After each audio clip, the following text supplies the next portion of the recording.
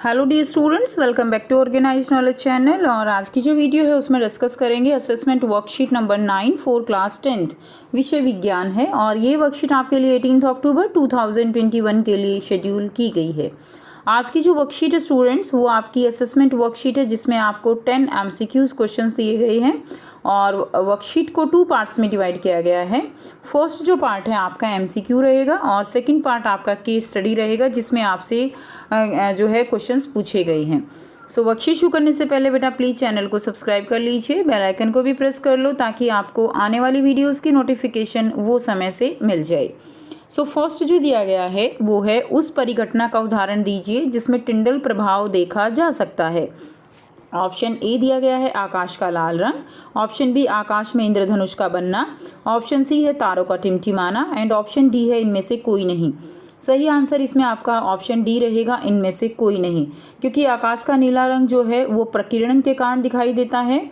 ठीक है, आकाश में इंद्रधनुष जो बनता है उसमें डिस्पर्जन फिनोमिना होता है, विक्षेपण होता है। तारों का टिमटिमाना में प्रकाश का अपवर्तन होता है। तो इनमें से कोई नहीं होगा, डी जो है आपका राइट आंसर हो जाएगा। नेक्स्ट देखिए सेकंड क्वेश्चन, प्रिज्म से गुजरने पर श्वेत प्रकाश का विक्षेपण जो होता है, श्वेत प्रकाश का विक्षेपण के क्या कारण हैं।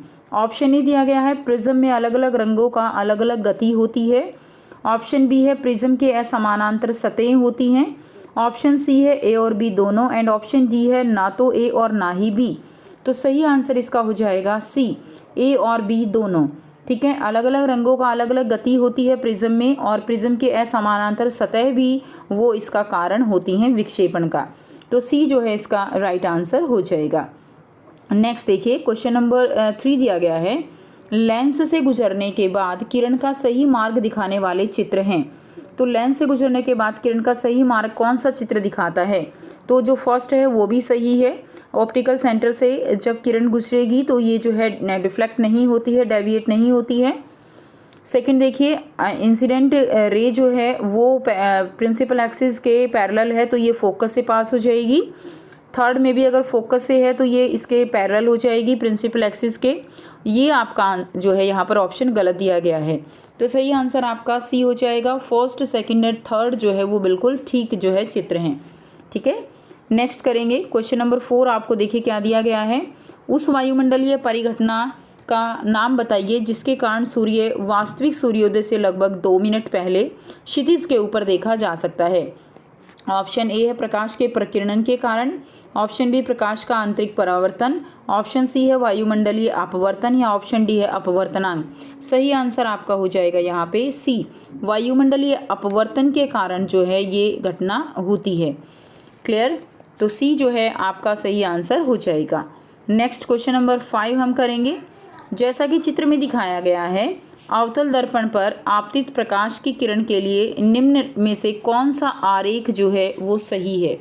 तो आप देख सकते हैं यहाँ पे आपको ये कंप्लीट करना है। तो इनमें से कौन सा आरेख वो सही है वो बताना है। इंसिडेंट रे हमारी प्रिंसिपल जो हमारी आपतित किरण है वो जो मुख्य फोकस है, मुख्य अक्ष है उसके समानांतर है।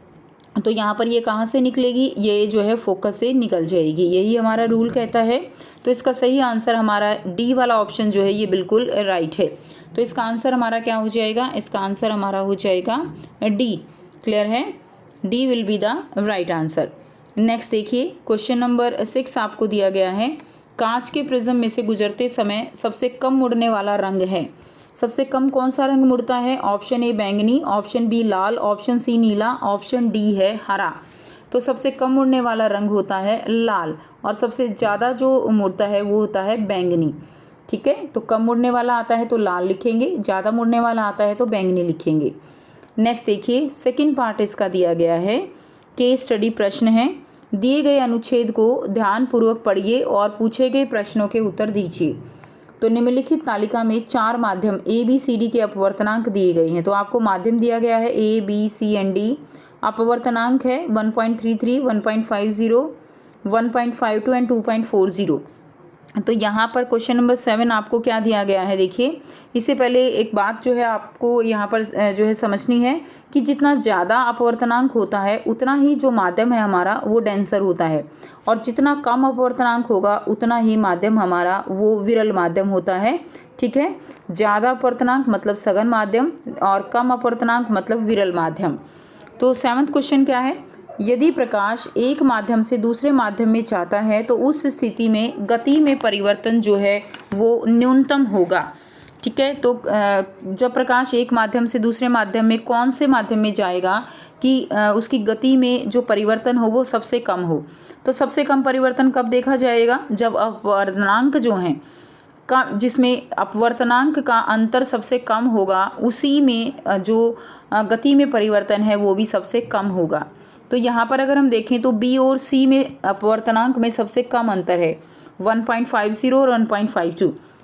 तो सही आंसर हमारा हो जाएगा जब प्रकाश बी और सी के बीच गति करता है, तो बी जो है इसका राइट आंसर आपका हो जाएगा क्वेश्चन नंबर 7 का। नेक्स्ट देखिए क्वेश्चन नंबर 8 आपको दिया गया है, यदि प्रकाश एक माध्यम से दूसरे माध्यम में गमन करता है तो उस स्थिति में गति में परिवर्तन अधिकतम होगा। तो आपको गति में परिवर्तन अधिकतम अब बताना है। तो हमने अभी समझा कम किस में होगा, जब अंतर कम है। अधिकतम कब होगा गति में परिवर्तन, जब अंतर जो अपवर्तनांक में है वो सबसे ज़्यादा होगा। तो यहाँ पर अगर हम देखें तो ए और डी के बीच जो अंतर है वो सबसे यहाँ पर ज़्यादा है। ठीक है, तो आपका आंसर ए और डी के बीच जो है इसमें हो जाएगा। तो इसमें सही आंसर आपका हो जाएगा जब प्रकाश ए और डी के बीच गति करता है। बाकी आपके आंसर गलत हो जाएंगे, ए भी दिया गया है, बी सी सी डी, ए और डी वाला आंसर आपका बिल्कुल ठीक होगा। ठीक है, नेक्स्ट देखिए क्वेश्चन नंबर 9 आपको क्या दिया गया है, हीरे का अपवर्तनांक दिया गया है आपको 2.42। प्रकाश की गति के संबंध में इस कथन का क्या अर्थ है। तो देखिए हीरे का अपवर्तनांक है 2.42। अब अगर हम प्रकाश की गति के संबंध से इस कथन का क्या अभिप्राय है वो देखें तो n की वैल्यू क्या होती है, n बराबर है c/v। इस तरह से हम क्या निकालते हैं, अपवर्तनांक निकालते हैं। अब यहाँ पर हीरा जो है वो एक सघन माध्यम है और जब उसके अंदर प्रकाश की किरण जाएगी तो प्रकाश की गति जो है वो हो जाती है धीमी। ठीक है, क्या हो जाएगी, धीमी हो जाएगी। कितने फैक्टर से, 2.42 का जो फैक्टर है उतने फैक्टर से वो क्या हो जाएगी, धीमी हो जाएगी। क्लियर, तो इसमें सही आंसर आपका हो जाएगा ऑप्शन ए दिया गया है, हीरे में प्रकाश की गति मुक्त स्थान में प्रकाश की गति के 2.42 गुना होती है। ऑप्शन बी है, हीरे में प्रकाश की गति मुक्त स्थान में प्रकाश की गति 1/2.42 1/2.42 गुना होती है। सी, हीरे में प्रकाश की गति मुक्त स्थान में प्रकाश की गति के समान होती है। ये तो बिल्कुल गलत है। हीरे में प्रकाश की गति मुक्त स्थान की प्रकाश की गति की 2 गुना होती है, नहीं है। तो यहाँ पर जो सही आंसर होगा वो आपका बी आंसर रहेगा। धीमी हो जाती है, कम हो जाती है, तो वो फैक्टर क्या रहेगा, 1/2.42, इतने से वो कम हो जाती है। तो बी जो है आपका इसका बिल्कुल राइट आंसर रहेगा। क्वेश्चन नंबर 10 दिया गया है, प्रकाश जिस माध्यम में सबसे तेज गति करता है वह है। तो सबसे तेज किस माध्यम में गति करता है, ऑप्शन ए जल में, ऑप्शन बी वायु में, ऑप्शन सी है कांच में और ऑप्शन डी है हीरे में। तो प्रकाश जिस माध्यम में सबसे तेज गति करता है वह माध्यम क्या है, वायु का माध्यम है। बी जो है आपका इसका सही आंसर हो जाएगा। क्लियर है, तो ये थी आपकी आज की साइंस की वर्कशीट। आई होप सभी स्टूडेंट्स को वर्कशीट क्लियर है। कोई भी डाउट है तो आप पूछ सकते हो। वीडियो अच्छी लगे तो प्लीज़ लाइक कर दीजिए, शेयर कर दीजिए और चैनल को सब्सक्राइब कर लीजिए। So thanks for watching students, मिलते हैं नेक्स्ट वीडियो में नेक्स्ट वर्कशीट के साथ। Take care, bye bye.